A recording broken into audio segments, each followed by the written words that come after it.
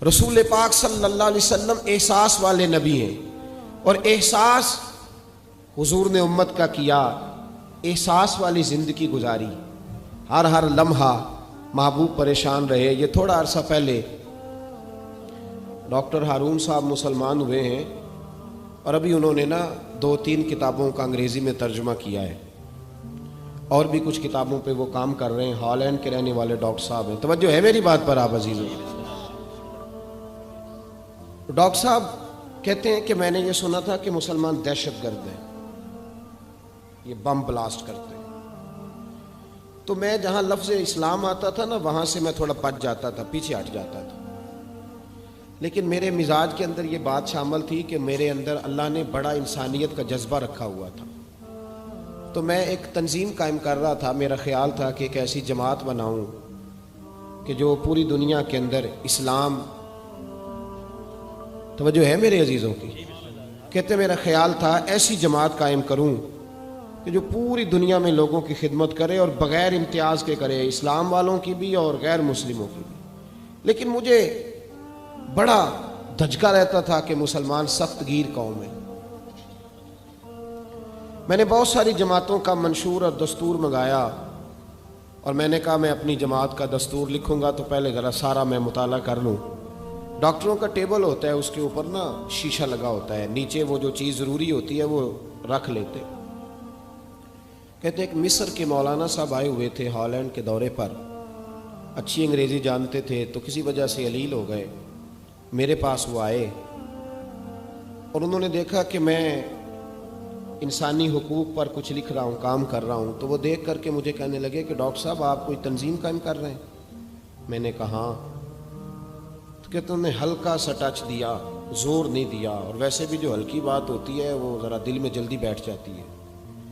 کہتے ہیں ہلکا سا ٹچ دیا، کہنے لگے اگر کبھی موقع ملے تو میرے نبی پاک کی بھی سیرت پڑھ کے دیکھیں، بس ہلکی سی بات، اور وہ جملہ چھوڑ گئے۔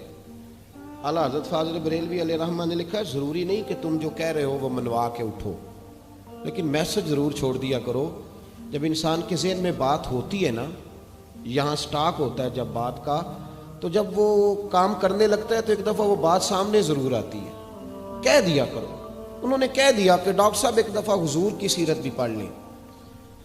کہتے ہیں میرے ذہن میں بات بیٹھ گئی، مصروف آدمی تھا، زیادہ تو نہیں میں مطالعہ کر سکتا تھا، لیکن میں ایک دن 10 منٹ گھر میں ملے تھے تو میں کمپیوٹر پہ بیٹھا، اور میں نے کہا کہ انگریزی میں جو کتابیں حضور سید عالم صلی اللہ علیہ وسلم کی سیرت کی ہیں ان کو ذرا دیکھتا ہوں۔ تو فرماتے ہیں کہ میں نے نیٹ پہ سرچ کیا، پہلی حدیث آئی اور میں کلمہ پڑھ کے مسلمان ہو گیا۔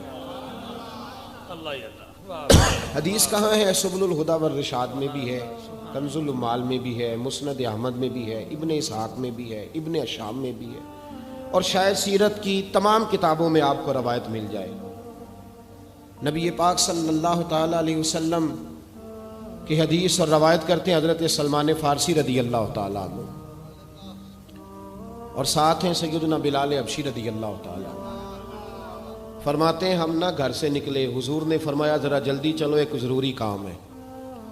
فرماتے ہیں بڑی تیزی کے ساتھ آج روٹین سے ہٹ کر محبوب نے تیز تیز قدم مبارک اٹھائے، تیز تیز، اور فرماتے ہیں ایک گلی ہم نے کراس کی، دوسری گلی میں جو پہنچے تو پھٹے پرانے کپڑے، سادی سی بی بی، اور حالت بتاتی تھی کہ بیچاری کسی غریب گھر کی ہے۔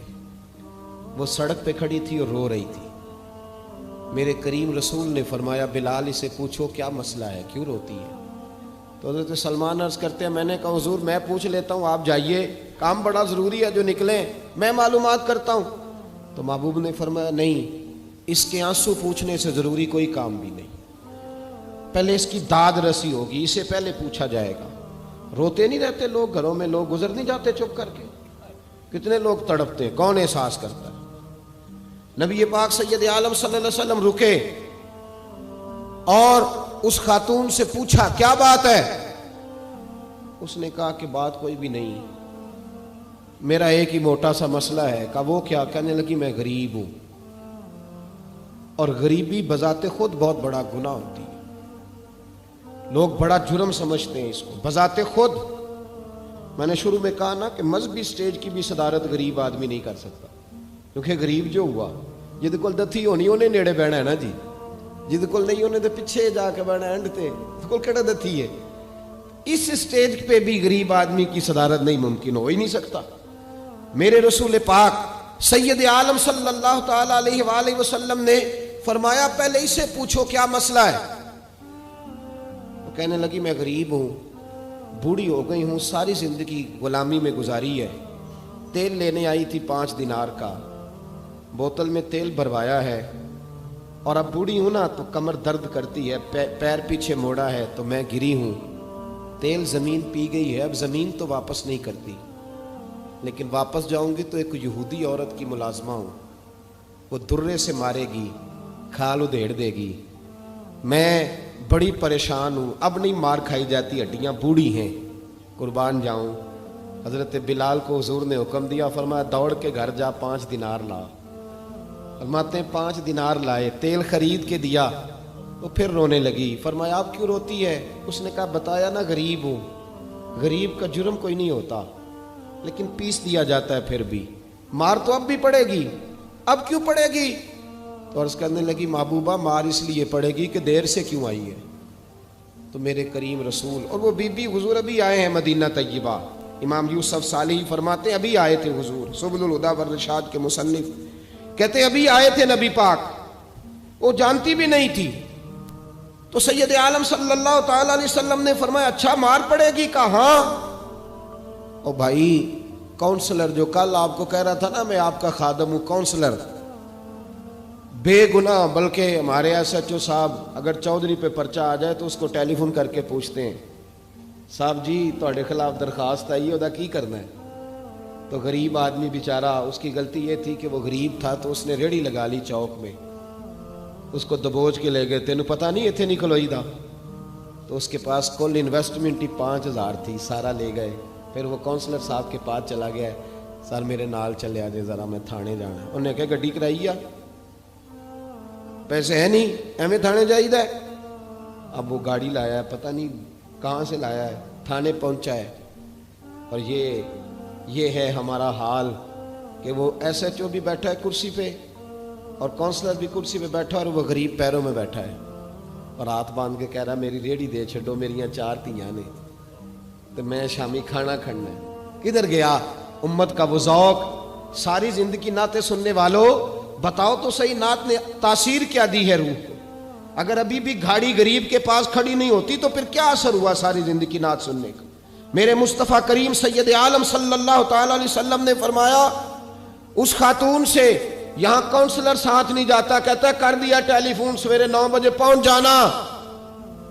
پر کائنات کی سب سے معزز شخصیت حضرت سیدنا بلال حبشی رضی اللہ تعالیٰ عنہ فرماتے ہیں میرے نبی پاک نے فرمایا بی بی چل میں تیرے ساتھ چلتا ہوں، گویا اللہ کی ساری رحمتیں اس کے ساتھ ساتھ چلنے لگی۔ اور آگے آگے نہیں، ساری کتابیں پڑھ لو، وہ پھٹے پرانے کپڑوں والی بی بی آگے آگے اور اللہ کے کریم رسول پیچھے پیچھے، ساری گلیاں اس نے پھرائی، مدینے کی صحرا آ گیا، ایک دروازے پہ دستک دی، سے مالکن آئی، وہ بی بی بعد میں کہتی ہے میں بھی بڑی ڈاڈی تھی، طاقت ہی نہیں تھی میرے سامنے کو کھڑا ہو سکے، لیکن جب میں باہر نکلی تو میں نے نور کے حالے میں لپٹی ہوئی ایک عظیم ہستی کو دیکھا۔ فرماتے محبوب کے گورے چٹے رنگ کے اوپر کالی زلفیں اور محبوب پاک کی مقدس آنکھیں جب تک بات کرتے رہے نظریں زمین پہ جھکی رہی۔ شرم و حیا والے رسول نے بڑے میٹھے، بڑے دھیمے، بڑے خوبصورت لہجے میں کہا، بریلی کے امام فرماتے ہیں نیچی نظروں کی شرم و حیا پہ درود، بڑے دھیمے لہجے میں فرمایا تیری نوکرانی ہے تیری؟ عورت کہتی ہے میں تو حضور کے جلووں میں محو ہو گئی کہ سادگی میں اتنا حسن میں نے دیکھا ہی نہیں، تیری نوکرانی ہے؟ کہا ہاں۔ تو میرے محبوب نے فرمایا بیچاری کی غلطی کوئی نہیں، اسے مارنا نا، اس سے تیل گر گیا تھا، نیا خریدتے دیر ہو گئی، رو رہی تھی تو میں سفارش کرنے آیا ہوں۔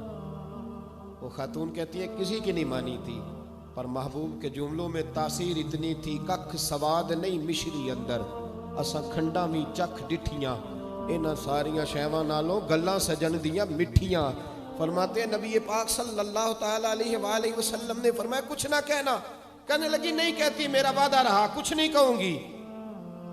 اب میرے حبیب نے پھر نظر اٹھائی اور اس غریبنی کی طرف دیکھا اور فرمایا تو اگر کہے تو میں جاؤں، تو اگر کہے تو میں خود بھیک دیں، خود ہی کہے منگتے کا بھلا ہو، تو اگر کہے تو میں جاؤں. اس نے خراج پیش کیا تو چند آنسو گرائے. کہنے لگی محبوبہ جیسے بندہ نوازی. حضور نے رخ پھیرا تو حضرت بلال کہتے ہیں میں پیچھے رہ گیا تو وہ دونوں بیویاں دوڑ کے میرے پاس آئیں. کہنے لگی بتا تو صحیح ہے کون، یہ بتا تو صحیح کون تھے. تو حضرت بلال کہنے لگی تم نہیں جانتے. جناب بلال فرمانے لگے یہی تو ہیں جنہیں اللہ نے سچا رسول بنا کے بھیجا ہے. بیبیاں دوڑ کے آئیں. کہنے لگی محبوبہ دروازے تک آئے ہو تو خالی تو نہ لوٹاؤ، مہربانی فرماؤ ہمیں بھی کلمہ پڑھا دو. ڈاکٹر ہارون کہتے ہیں وہ بیبیاں وہاں کلمہ پڑھ رہی تھی اور میں حدیث پڑھ کے کلمہ پڑھ رہا تھا. بھائی